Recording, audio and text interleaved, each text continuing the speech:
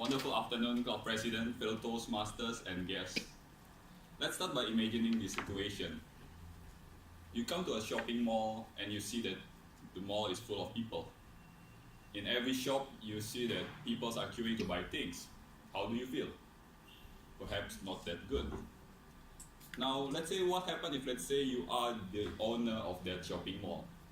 Perhaps you will feel better because more buyer means more money coming into the shop, and the value of the rental space inside your shopping mall will be going up as well. At this point of time, you might be thinking, buying house is already expensive. How can I buy a shopping mall? Today, let me share with you about one investment option that allows you to be the owner of a shopping mall, hotel, or even hospital in Singapore. And it is none other than REIT, R-E-I-T. What is REIT? REIT stands for Real Estate Investment Trust. You can see REIT as a hybrid between property, mutual fund, and stocks. The concept is like this. There is one trustee that will collect money from all the investors. The money will be then used to buy properties. And the properties will be then rented out to get some rental income. And if you want to be one of the investor, you must buy a REIT from stock exchange. Are you following me so far? Yes. Good. Now, according to the type of properties that the REIT bought, there are 7 types of REIT. Here they are. You can see we have some retail, residential, and so on. As an investor, you must know what type of REIT that you are buying, because different type of REIT is exposed to different industrial trend, and it will affect your return. Now, let's take a look at some of the Singapore REITs that you can find in stock exchange. For healthcare REIT, we have Parkway Life REIT. It has multiple hospitals in Singapore and Malaysia. And I'm pretty sure that you are familiar with those hospitals on the right side. Those are the hospitals that belongs to Parkway Life REIT. So if you want to be the owner of those hospitals, you know what to buy right now, right? For commercial REIT, we have Suntec REIT. It has Suntec City Mall, office, as well as the exhibition center. It also has some interest in Marina Bay Financial Center. Besides these 2 examples, you have another 40 REITs that you can find in Singapore Stock Exchange. After understanding about what is REIT, let's take a look at what are some benefits that we can get from REIT investing. And the first benefit that we have is passive income. According to the regulation, REIT must pay at least 90% of the net income back to investor in the form of dividend. And most Singapore REIT, they pay dividend quarterly.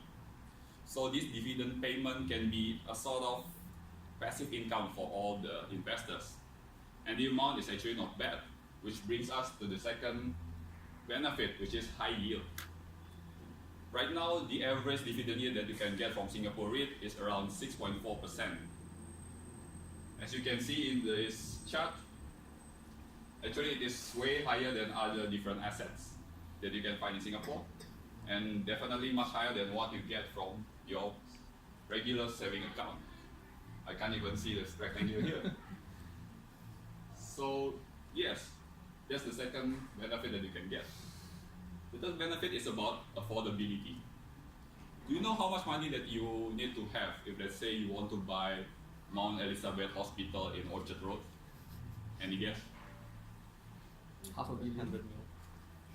Yes, it's actually around $600 million. But if you buy Parkway Life REIT that holds not only one but multiple hospitals, you need at least only around $300. I'm sure you can afford that. In any kind of investment, of course, there is some risk involved. And let's take a look at some of the risks of REIT investing. The first risk is price fluctuation. As I mentioned in the beginning, that REIT is listed in stock market.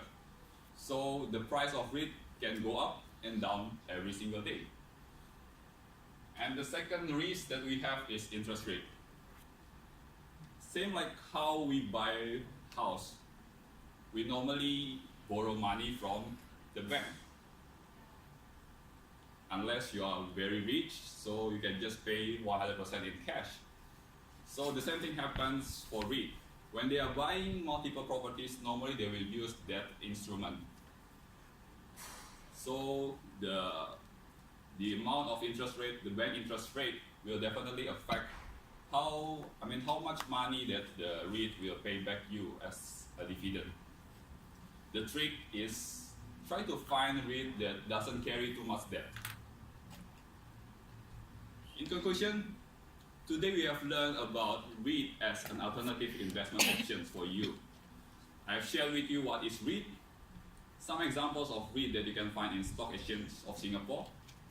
I have contrasted the benefits as well as the risks of REIT investing. People say that knowledge is power.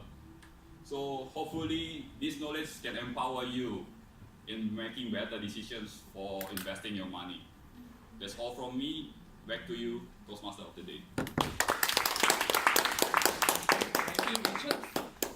Now we know how to invest in REIT, right? So can we give one more round of applause for our investment guru, Richard Owen? So after this, if you want to know how to invest more, right, which one to pick, we can ask him more questions. I'm sure he has done a lot of research and has a lot of portfolio about REIT. Is it correct? Coming up next, we will have next speaker of the day, doing Project 9, Persuade with Power. Our speaker, you want to see it? Alright, yes. So next speaker will be Ankit Sharma from UPS Toastmaster Club. He is the supply chain strategy manager with UPS. And the evaluator will be Yudi Henry. So Yudi, could you please read out the objective, please? Ankit, the objective of Project 9 are to persuade the listener to adopt to your viewpoint or ideas or to take some action. Second is to appeal to the audience